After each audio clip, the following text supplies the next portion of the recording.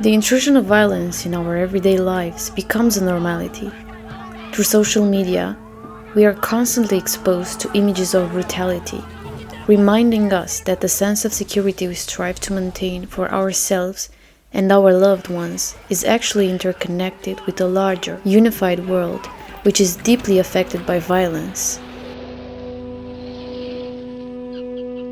The depiction of violence in cinema often walks a fine line, wavering between presenting it as a shocking, extraordinary, and undesirable experience, and glamorizing these violent acts to the point of making them appear cool or fetishizing them, as in the case of exploitative movies. Often, evil manifests in physical forms, and the horrible crimes committed can be attributed to identifiable villains. We can see and judge them. But the depiction of violence is not restrained to its shocking element, nor an agent of evil, and more than that, to its visible immediate manifestation.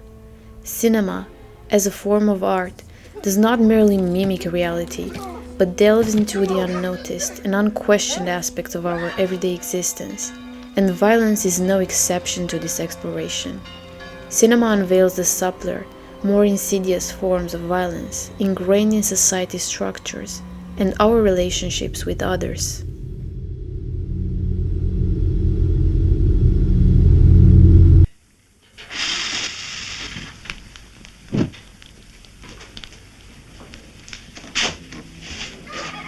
In films such as The Virgin Spring or Midsommar, we encounter a portrayal of violence that challenges our perceptions, highlighting the fluidity of its interpretation within a complex socio-cultural context.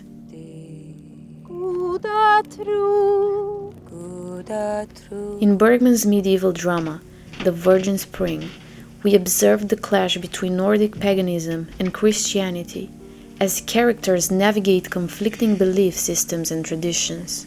This tension is mirrored in the depiction of violence throughout the film, which reaches a climactic moment with the final brutal scene of revenge. The film presents two contrasting figures: the radiant daughter Karin from the prosperous family, and the dark servant girl Ingrid, symbolizing two divergent religious beliefs. Karin represents the innocent Christian virgin, whose purity is shattered by the violence inflicted upon her in the rape scene. In contrast, Ingrid worships Odin, the Nordic god, and her pregnant womb, feathered by an unknown man, symbolizes her lost innocence.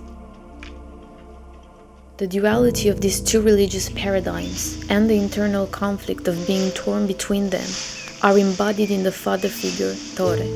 His Christian beliefs are constantly challenged by the contrast with his devout Christian wife, Mareta.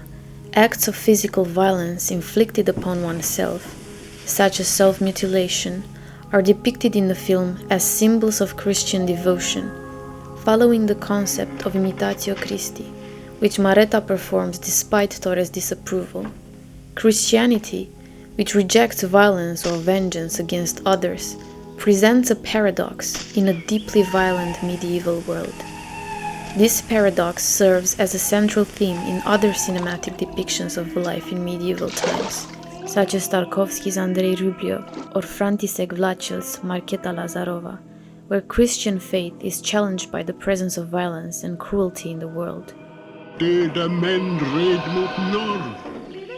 In Bergman's film, the allegorical nuances overcome realism, as Karin is allowed to ride through the forest, only with Ingrid as her companion, despite the well-known potential dangers. The motive of rape is pointed out in the film before the actual scene, as desired by Ingrid for Karin out of her envious feelings for the pampered virgin. Ingrid's pregnancy might also be the result of rape, as we could understand from the two girls' discussion, suggesting already a potential existing danger in a world dominated by violence. The brutal rape and killing of Karin by the two herdsmen starkly contrasts her pious act of sharing her food with the same man and their little brother, an act blessed by her prayer to God. This act of ultimate violence against the innocent virgin girl prompts Tore to seek vengeance when the three herdsmen mistakenly arrive at his farm seeking shelter.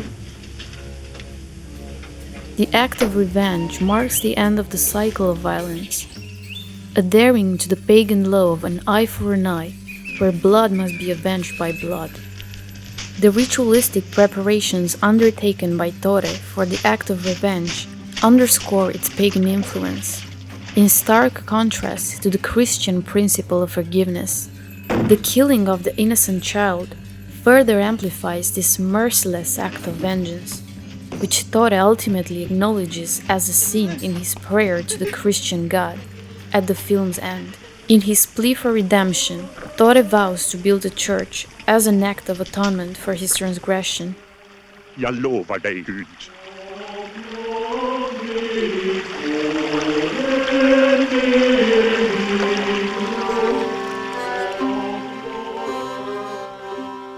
The ritualistic violence of paganism, opposing our Christian inherited perception of violence, becomes a central motif in Midsommar. The trip of a group of friends to a remote rural area in Sweden becomes a tale of ritualistic horror in broad daylight. This traditional dichotomy between light and darkness, often symbolizing good and evil in Christianity, offers our initial glimpse into a new paradigm where familiar norms no longer hold sway.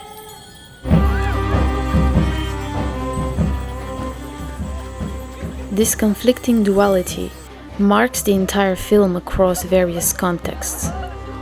The use of physical violence during the Midsommar festival within an ancient commune revolves around acts of self-mutilation and self-sacrifice, intertwined with the community's well-being. Throughout the film, the collective consciousness of the community clashes with the individualistic mindset embodied by the American outsiders, who are coerced into participating as sacrificial offerings. The strained and toxic dynamic between Dani and her boyfriend Christian, characterized by selfishness and individual desires, mirrors the broader relationships among all the friends. For instance, Josh accuses Christian of plagiarizing his research ideas, both of them viewing the trip as a means to further their academic aspirations. When both Josh and Mark vanish, simultaneously with the disappearance of the community's sacred book, Christian is more preoccupied with asserting his and Dani's innocence in the situation than his friends' well-being.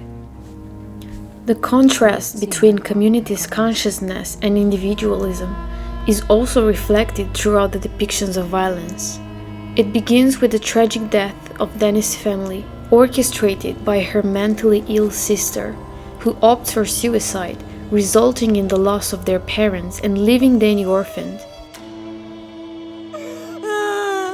This stands in contrast to the organized and controlled violent rituals within the communities, which are depicted as prosperous deaths for the collective future. The orphans are integrated into the community, becoming the collective responsibility of all its members. Swept me up. And I was raised by a community that doesn't bicker over what's theirs and what's not theirs.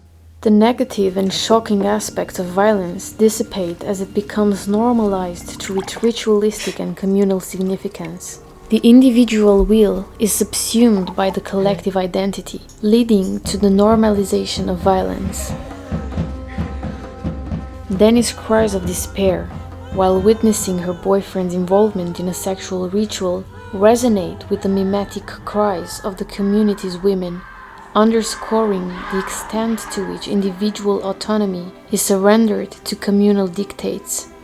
Towards the film's conclusion, Dani chooses her boyfriend as the ultimate sacrificial offering, aligning herself with the community's desires and embracing the violent act that initially unsettled her.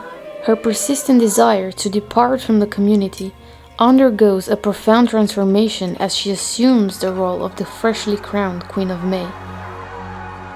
In this position, violence sheds its previous associations, signifying a shift in Danny's perception and acceptance of communal norms and practices.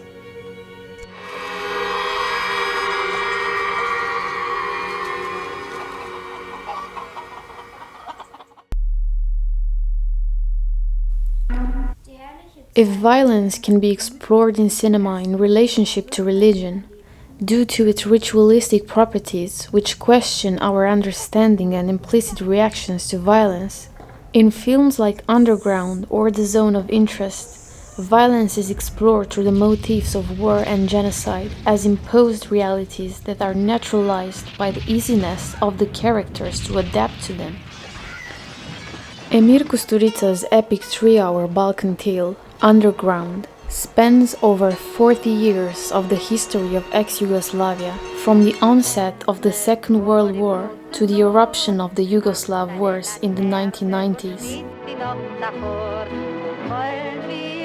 In 1941, following the German invasion and occupation of Belgrade, two communist activists, Marko and Bleki, are compelled to seek refuge with their comrades in the cellar of Marko's grandfather, where Marko conceals a cache of weapons. Initially perceived merely as a shelter, the cellar evolves into a self-contained ecosystem over the passing years.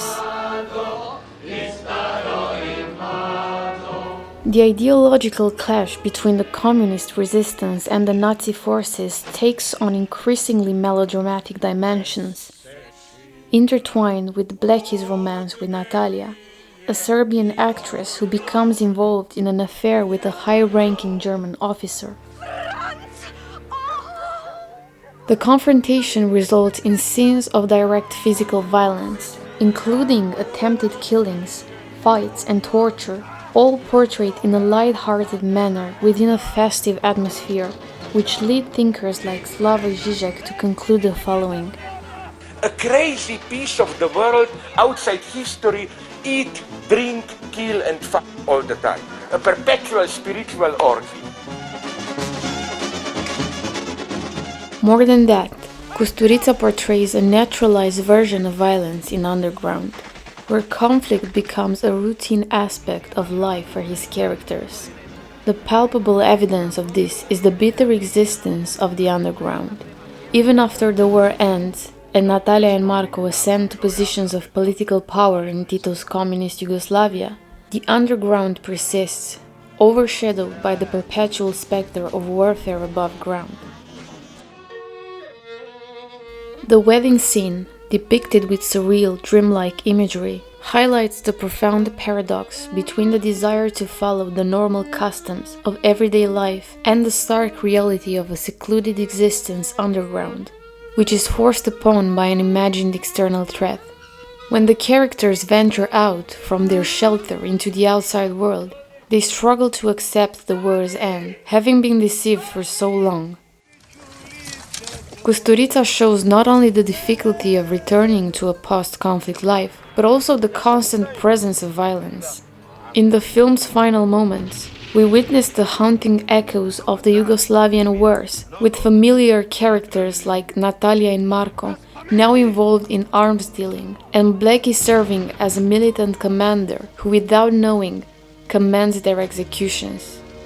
All the characters will meet tragic fates, and the conclusion of the movie depicts each of them as victims of external violence, embodying the protagonists in a narrative of the decline of a nation known as Yugoslavia.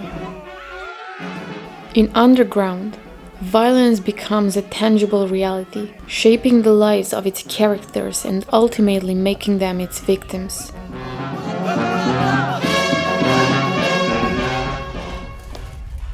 Rudi nennt mich die Königin von Auschwitz. In The Zone of Interest, violence is depicted in a way that deprives it of the tragic dimensions, reducing it to a utilitarian aspect of everyday life. The film tells the story of Rudolf Höss, the commandant of Auschwitz concentration camp, who resides with his family in a house next to the camp. This portrayal embodies Hannah Arendt's concept of the banality of evil as the organized and mundane lifestyle of the family, especially Rudolf Höss, presents them as ordinary individuals, despite his involvement in the mass killing and the whole family proximity to these atrocities. Werde der Oberbefehlshaber aller Kommandanten sein. The film begins with serene scenes of the family enjoying nature, bathing in a river under the bright summer sun. Distant shots frame the scene like a painting by Renoir, capturing the joy and tranquility of being surrounded by nature. The entire household exudes a fairy tale-like atmosphere of peace and prosperity, yet the horrific violence of the ongoing genocide is kept at bay by a concrete wall with more grapevines planted to conceal it, as Hedwig states. Das hier ist die Mauer vom Lager. Ja, das ist die Lagermauer. Also da haben wir auch noch Wein gepflanzt, damit das zuwächst, damit man das nicht mehr so sieht. Despite the family's intention to separate the contrasting worlds, one marked by violence and the other by domestic bliss, the peaceful existence of the family is constantly disrupted throughout the film by various elements that intrude upon their idyllic life.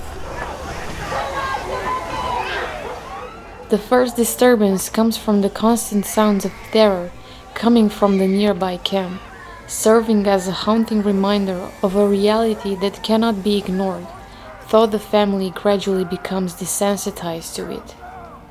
Another instance where the collision between the two worlds is evident is in the river scene, where Hoss and two of his children are compelled to return home and cleanse themselves after discovering human remains in the water. The arrival of Hedwig's mother, who comes to visit her daughter's family, highlights the unbearable proximity of the camp, prompting her departure with only a letter to explain her decision. Despite Hedwig's disappointment, she strives to maintain the illusion of their domestic paradise, shielding her family from the effects of the external violence. Nimmst du mich nochmal mit in dieses Kurhotel in Italien? Their concerns for the household, the commander's affection for his horse, and their dedication to their children depict them as ordinary individuals with ordinary aspirations and values. In the zone of interest, the focus shifts from the victims towards the perpetrators, confronting us with the uncomfortable idea that such great pain is not necessarily inflicted by a monstrous individual. In fact, anyone could be Hoss. To think that the Holocaust was an evil exception in humanity's timeline is ahistorical and apolitical, as the film's director and producer stated in some of their interviews. Moreover, Hoss is portrayed as an ambitious and civilized man whose actions, akin to those of Adolf Eichmann, are driven by a desire for professional advancement. Ich war zu sehr damit beschäftigt, mir zu überlegen, wie ich alle im Beiser vergasen würde. Also schwierig, logistisch gesehen, wegen der hohen Decken. In the zone of interest, violence is normalized as part of a sophisticated apparatus of extermination. This system standardizes and depersonalizes violence, leading all the characters to become complicit in it simply by accepting and ignoring its occurrence. In the final scene of the movie, Hoss descends the stairways of his office, experiencing a sudden wave of nausea. This moment can be seen as the only potential indication of his comprehension of the atrocities he has been responsible for. The way the characters do not question violence and accept it as a given reality is juxtaposed with how in films like Sacco and Vanzetti or Do the Right Thing, characters undermine the hidden form of it.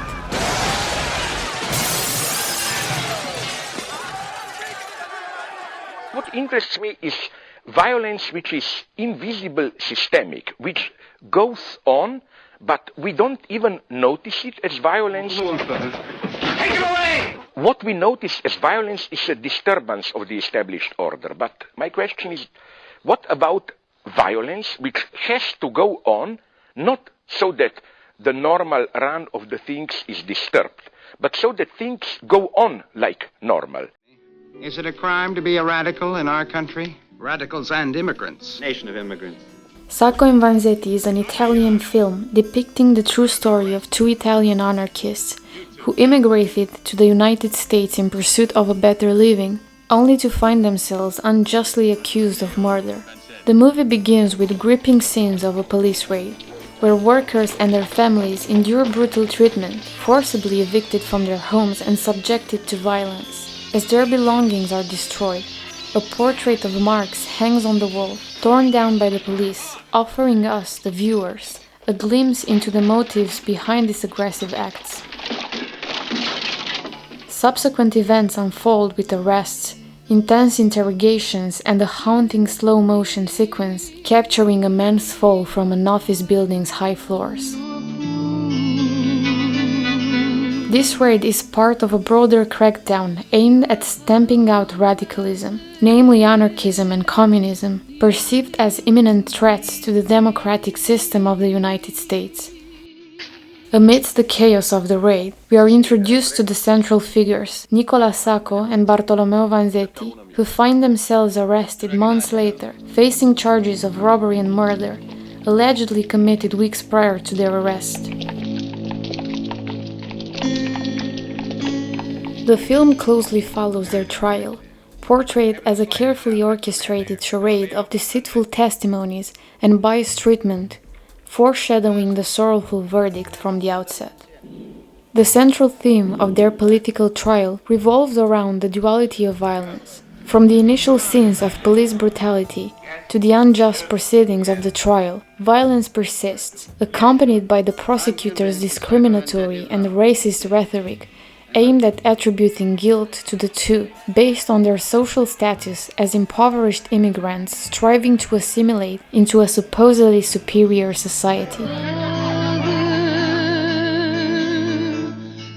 Accused of engaging in violent acts such as bombings and political assassinations, as an anarchist, Vanzetti rejects these claims, asserting that he has never resorted to such tactics. Instead, he explains that his anarchist ideals advocate for a world without borders, where workers are not subjected to inhumane working conditions and poverty, as many immigrants in America experienced. I don't want to be a political martyr for you. I want to live!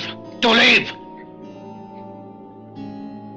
I too wish to live, but in a better world. Throughout the film, Vanzetti demonstrates the dual nature of violence, revealing how acts associated with anarchists can obscure the systemic violence perpetuated by the established order, whose representatives are not portrayed as individuals but mere cogs in the machinery of the system.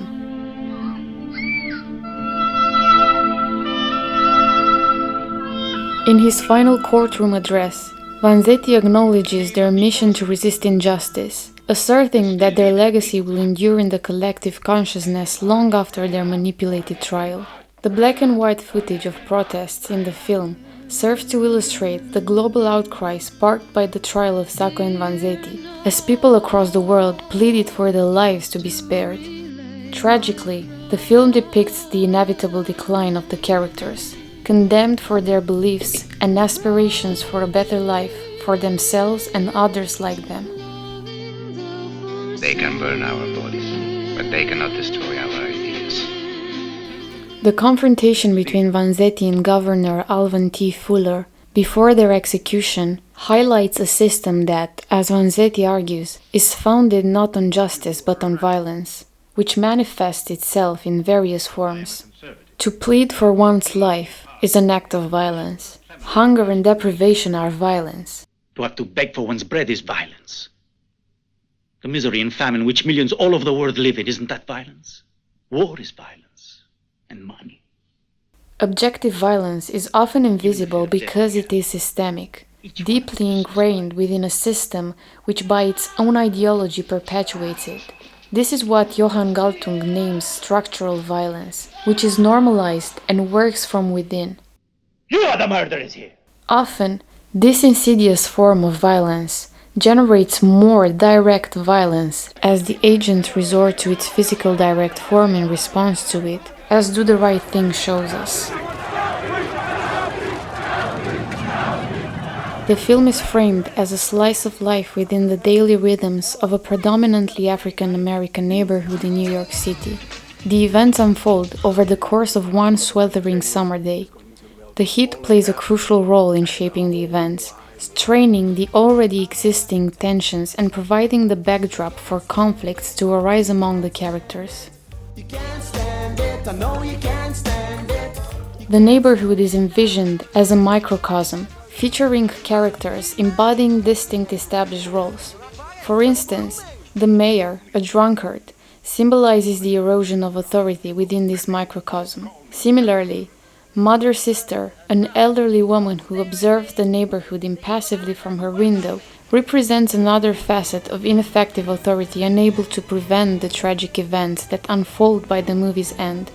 Additionally, there's Smiley, a mentally disabled man holding pictures of Malcolm X and Martin Luther King.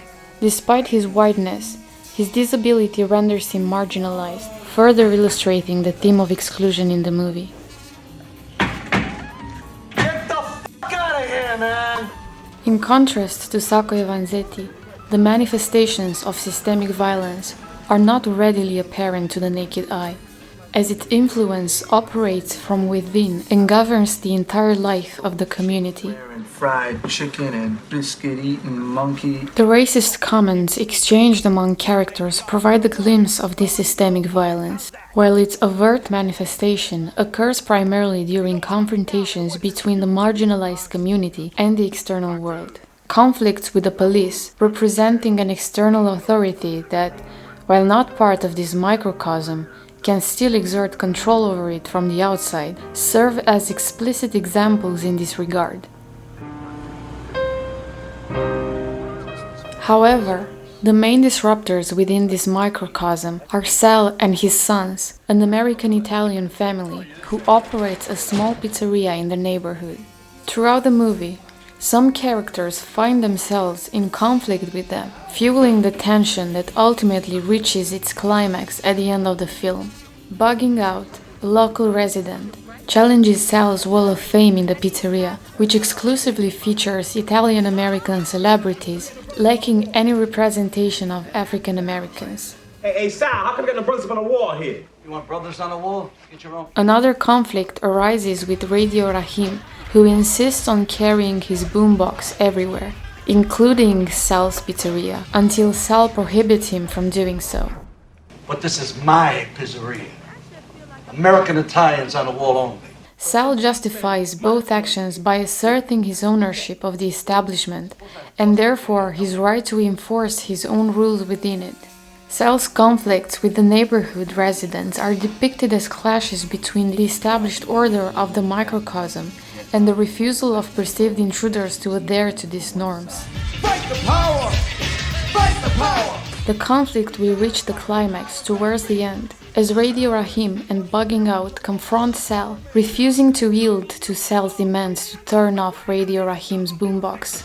Ultimately, Sal destroys the boombox with a baseball bat, enraging Radio Rahim, which sparks the beginning of a collective fight. The police intervene, leading to the tragic death of Radio Rahim, who is choked by one of the officers. The neighborhood's inhabitants perceive the death of one of their people as an act of systemic racism, and Sal and his sons are responsible for the murder, despite the words of the mayor, who is trying to rend them as not responsible for the police officer's action. He died because he had a radio! Only one of his pictures on the wall and he died! Ultimately, the violence is redirected towards Sal's pizzeria, which is destroyed by the angry group of people. This destruction can be perceived as a perpetuation of the cycle of violence. It serves as a symbolic attempt to eradicate the perceived intruders, Sal and his sons, who are seen in the end as one of the agents of the systemic violence upon which the community is built. The film ends with two different quotations, one from Martin Luther King Jr., repudiating violence in the fight for racial justice, deeming it immoral and impractical. The other quotation is from Malcolm X, who advocates for violence and does not even label it as violence when used for self-defense. The contradiction between the two emphasizes the multiple faces of violence that cinema explores, as this essay also aimed to attain. Today, the cash money word is chill. That's right, C-H-I-L-L.